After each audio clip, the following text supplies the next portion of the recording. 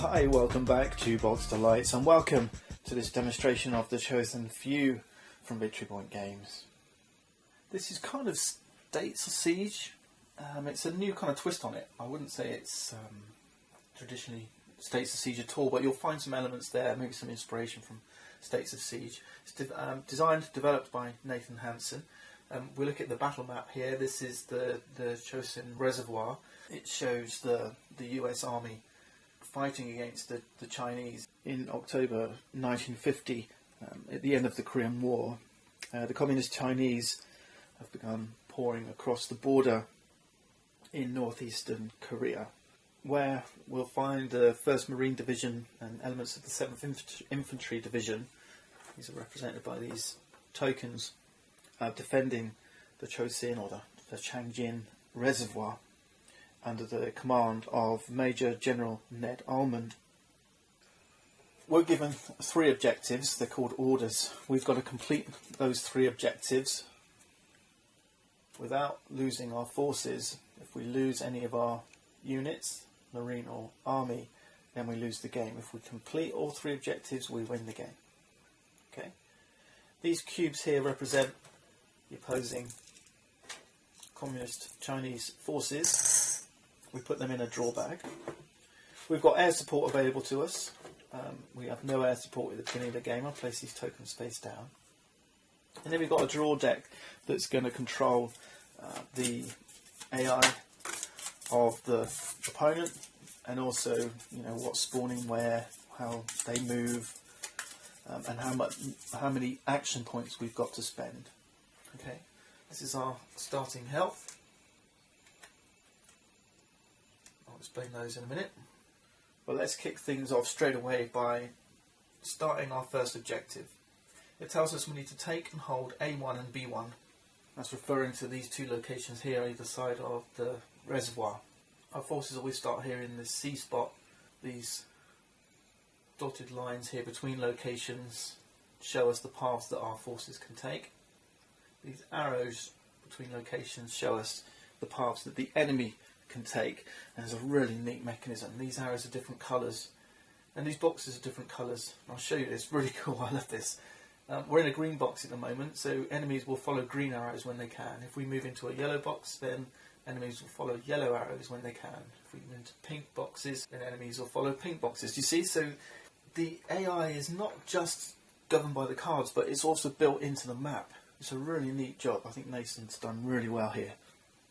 So that's our objective, A1, B1, and we've got lines of departure. This is the next part of the card. There's always 6 lines of departure, and the 6 lines are P, Q, R, S, T, U. Okay, so here's a U, for example.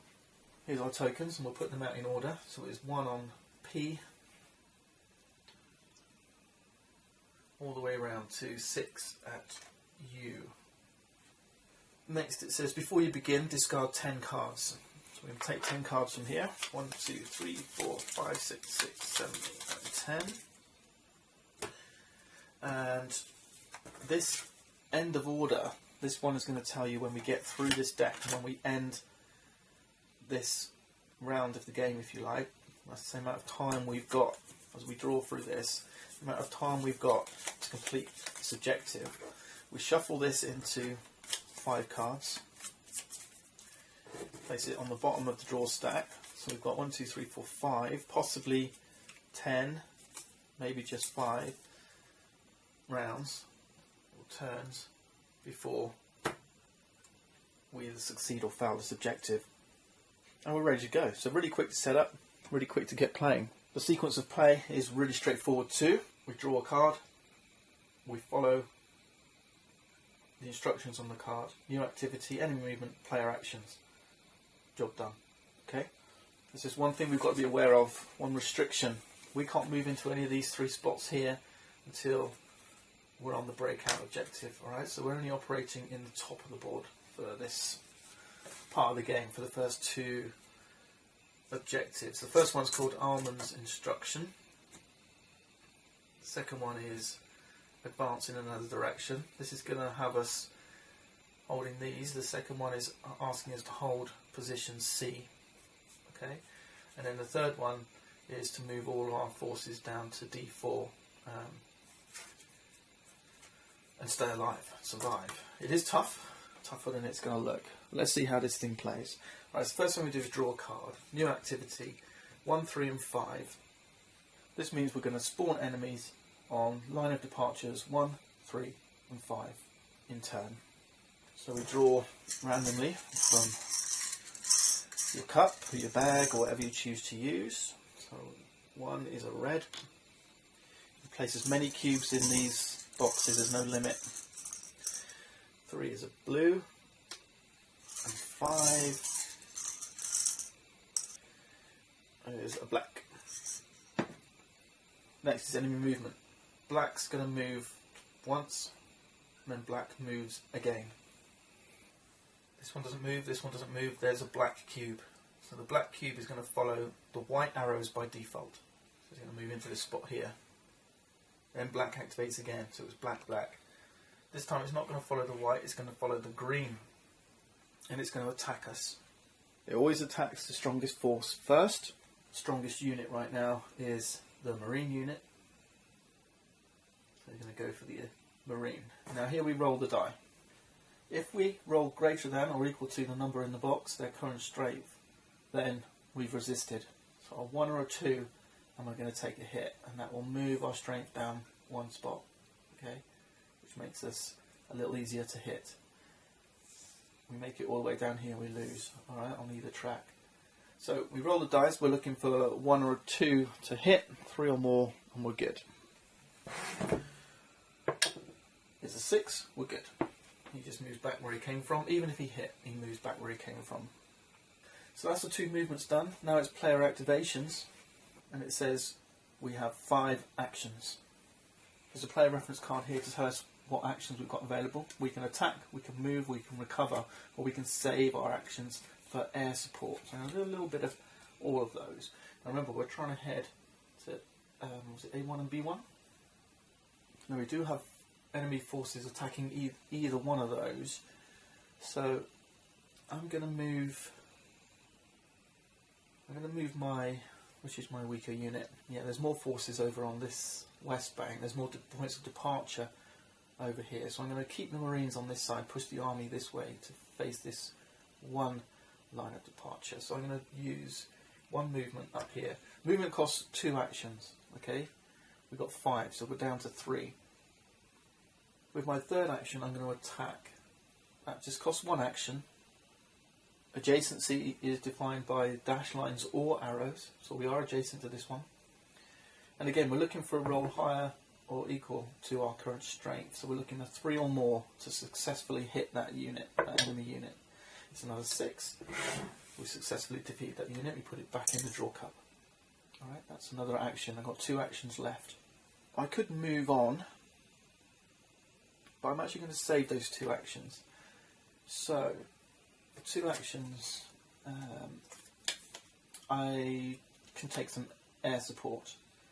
Okay, so for every action I save, you can take 2 of these tokens and flip them. These air support tokens can be used in various ways to help us.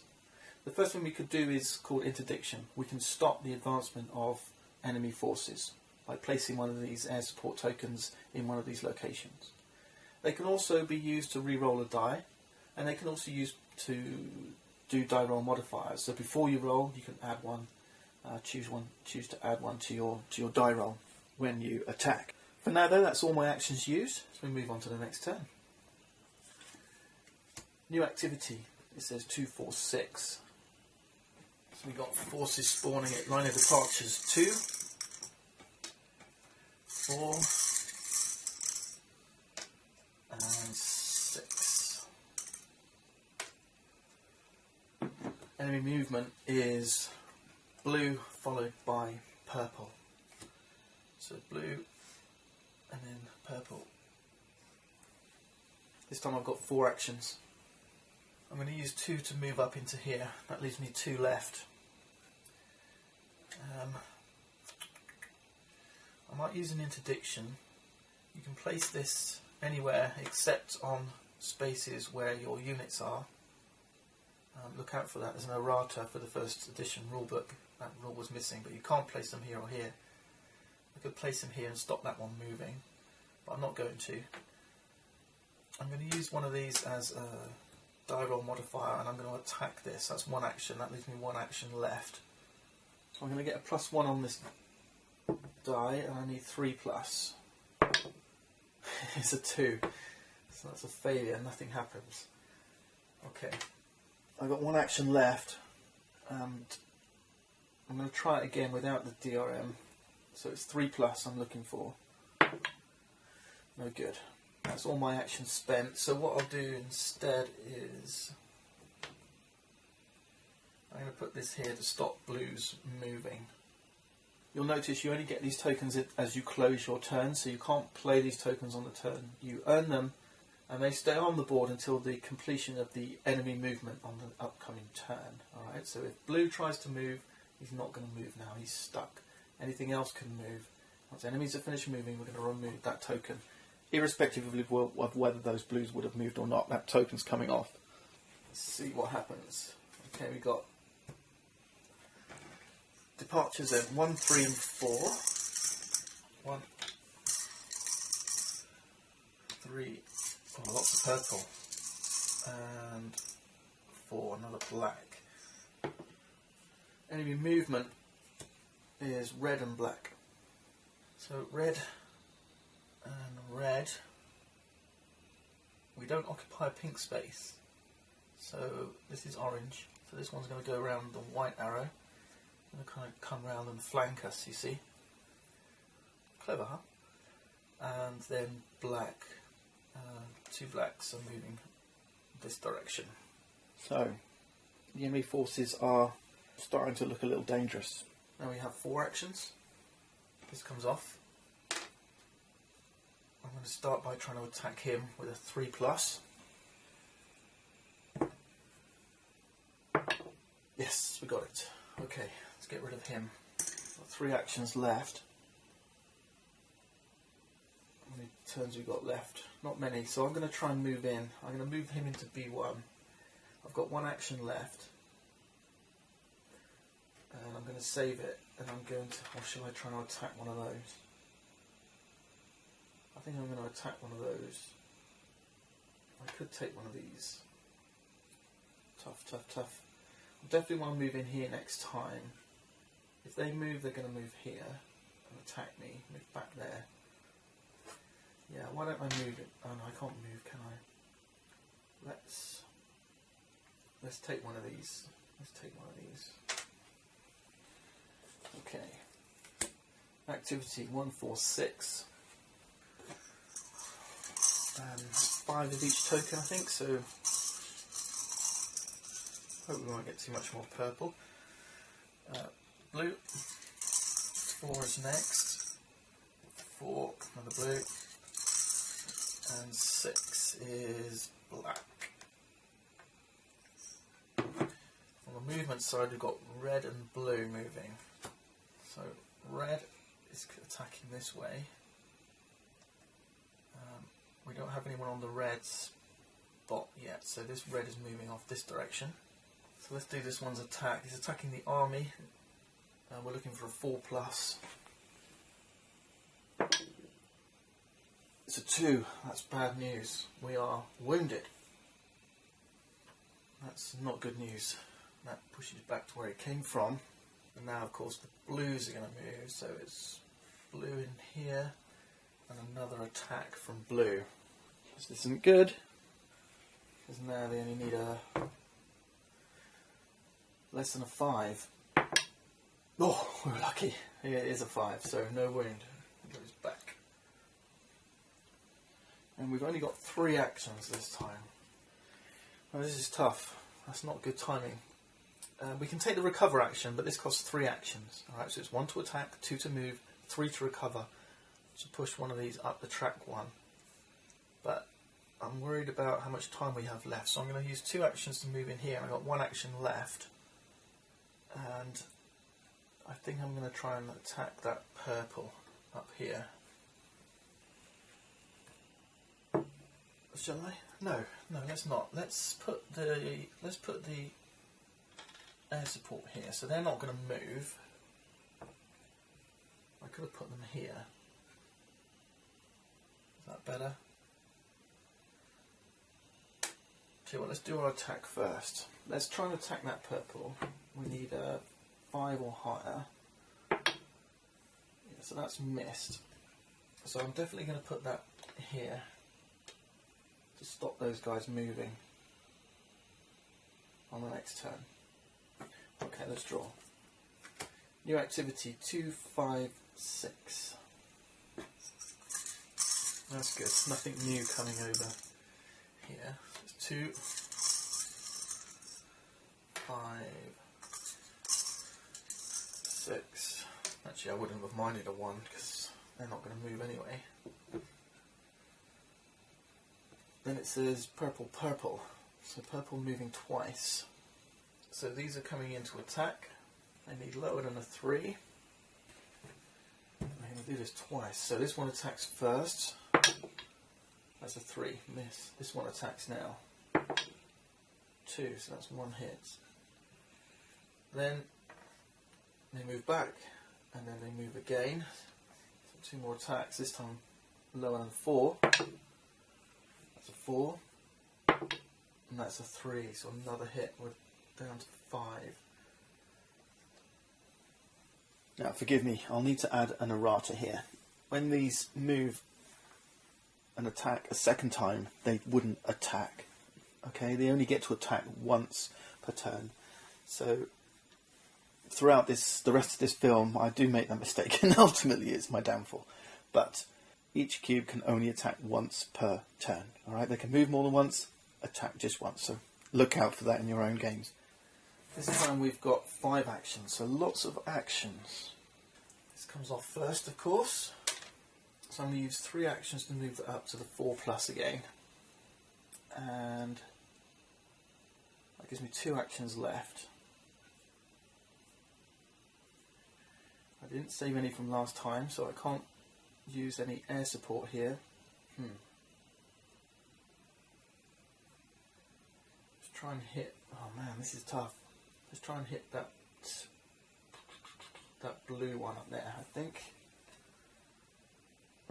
Yeah, let's hit that blue one up there. So higher than a 4, 5 or a 6. It is a 4. I've got 1 more action left. Okay, let's try and take out... Man, this is tough. No, let's save an action. We'll need some air support possibly. Okay, let's see what happens next. New activity 1, 2, 5. This is where I'm really looking for that end of objective card now. I want to get out of this dire situation. 1, 2, and 5. And we've got blue activating twice. So this one's going in here, this one's going in here, this one's going this way, this one's going in here. So let's do this attack first. It needs lower than a 5. Let's hit. Moves back. And this one, lower than a 4. He's missed. Moves back. Now everything activates again. So this one's moving here. This one's moving in, this one's moving in to attack. We've got 3 attacks to face now. Let's do this one first. So anything other than a 6 and we've lost already. It's a 5. Yeah, we take the hit. Wow. That's a loss. It's not normally that tricky on the first one, but I'm pretty close. I think I was pretty close. Let's see. No, no. Oh, yeah, 2 more turns. Man, it can be tough. The next thing that's going to happen, obviously, if we get this card, everything stays where it is. Okay, nothing changes. All we do is reshuffle this, and then we follow the instructions. This one says discard 5 cards, so we've got a thicker stack of cards. The line of departures change slightly. We've got P, S, B, D, yeah, Q. This one moves over to here, so you've got a little bit more action on the east bank. And that was move all your forces to C. So you've got to get down here, and hold it, and then break out, moving forces down here, and here your departure points are moving right down the bottom here. Yeah, kind of thing. So there's more activity in the south in this valley here. So that's the Chosin for you. It's tricky, tricky, but a lot of fun. It plays really quickly, it sets up really quickly. It's a nice way to just get out and play some solitaire gaming. It delivers a lot of tension with simple rules and really, really tough decisions to make at every turn of those cards. Thanks for watching. See you next time.